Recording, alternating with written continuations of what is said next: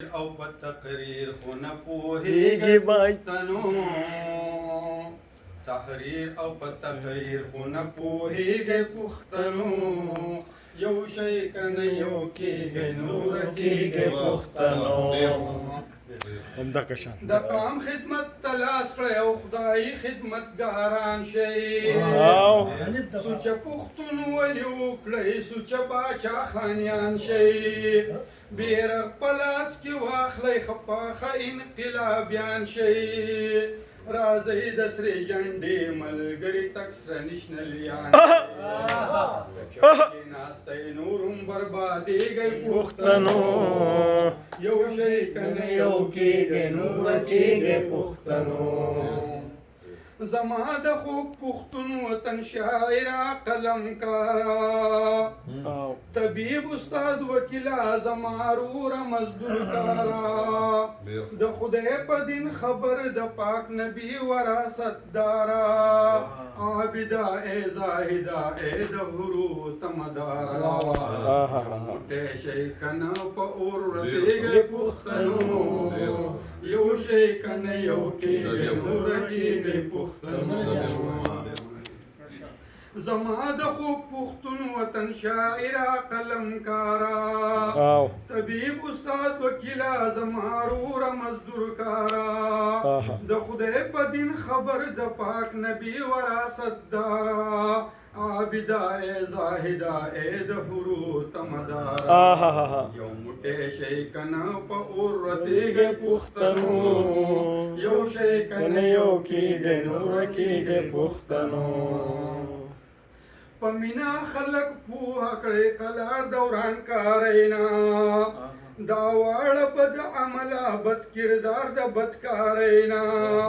بچ وساتئ هر څوک د سرکاري تانیدارینا هر څه چې وي خو وساتئ خپل قام د بربادینا که داسې نه شوئ نور هم خرابېږئ پښتنو یو شی کنه یو کېږئ نور کېږئ پښتنو هر رنگ تشدد انسانیت لتاوان دی هغه که د خبرو که پلاسو که ذهني دی دا کار نه د اسلام نه د پښتون انسان دی قسم درته کوم چې نه دا سوچ باچا خان دی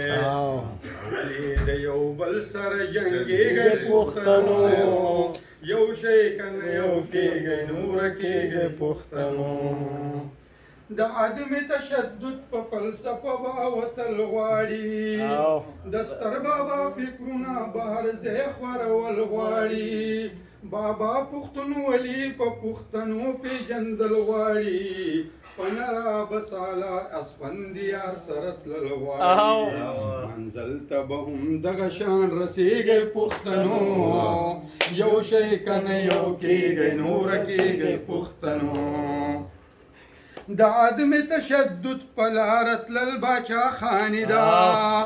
مظلوم سره تر څنګه ودرېدل باچا خاني ده د ظلم په ضد هم راپاڅېدل باچا خاني ده قلم کتاب قلم او پوهه خپرول باچا خاني ده دې سوچ کې نورانېږئ خپلېږئ پښتنو یو شی کنه یو کېږئ نور کېږئ پښتنو بیداغ مشر نرزم سالار اسفندیار دی یو لاس یې حیدر خان بل غازی میا افتخار دی هر مشر مو ریښتونی د پښتون ولس غمخوار دی نو پښتونه تاله هم لږ شانتي سوچ فکر پکار دی راغونډ شئ هسې نور متسنس کېږئ پښتنو یو شی کنه یو کېږئ نور کېږئ پښتنو ندیما زما کار پیغام خپل قام ته رسول دي د عدم تشدد په فلسفه یې پویول دي د سور بیرغ د سوري لاندې ټول یو ځای کول دي لاسونه د ایمل ولی خان ښه مضبوطول دي دو سوچ کې به ټول ما سره ودرېږئ پښتنو یو شی کنه یو کېږئ نور کېږئ پښتنو